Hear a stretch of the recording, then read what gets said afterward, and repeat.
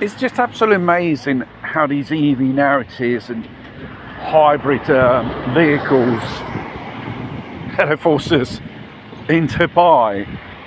It looks like a European research or survey, whatever it's called, to say a hybrid car pollutes 5 times more than your so-called Euro 4, Euro 5 petrol car. Mind you, that Euro 6 standards, mainly all the manufacturers done with 3 cylinders, that pollutes a lot, and it uses a lot of petrol as well. And pushing this thing onto people, you make people look like real mugs in the end. And is it all probably, they make all these cars, just about all the manufacturers, these 3 cylinders, engines made with plastic.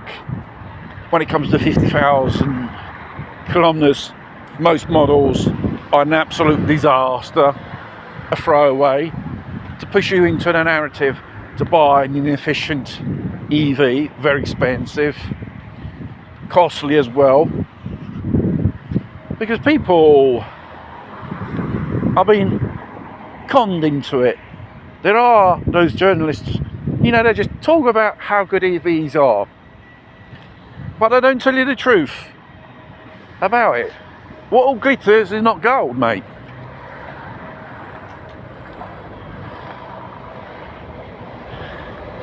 Because yet again, as usual, they're selling you snake oil. And the car industry, they've eliminated affordable cars, city cars, which were energy efficient, and practically most of the people are pushed into SUVs. They make only SUVs because for the car companies it's more profitable to build them. It costs them just the same when they make a city car as production costs. The only difference is when it comes to the showroom, it could cost you £8,000 more than a city car because it's bigger. And we're heading towards a standard of electric cars and SUVs. Big, clunky, inefficient, non-reliable vehicles, and very expensive to repair. And like I experienced some last night, coming home from work from Pontedera. There was a couple in their mid-50s. They bought one of these newfangled SUVs, which is a so-called production, not which is a Chinese brand, which is assembled here in Italy. They had an issue with a battery, and they didn't know how to deal with it. Another thing, when you was at driving school, you didn't pay fucking attention, or you're just downright stupid. And like I said, there are manuals which a manufacturer supply it. Or to save on that, says you have to download the manual and PDF from this website. And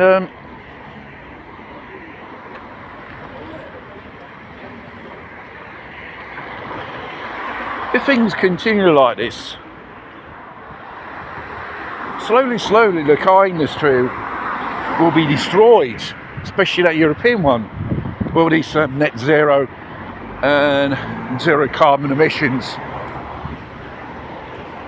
Because even they dug out the discussion of gas stoves, they pollute, it's a dangerous for our health. It's always been a danger for us, for people in society, because household accidents always been a major cause of injuries for people needing hospitalisation or first aid in hospital.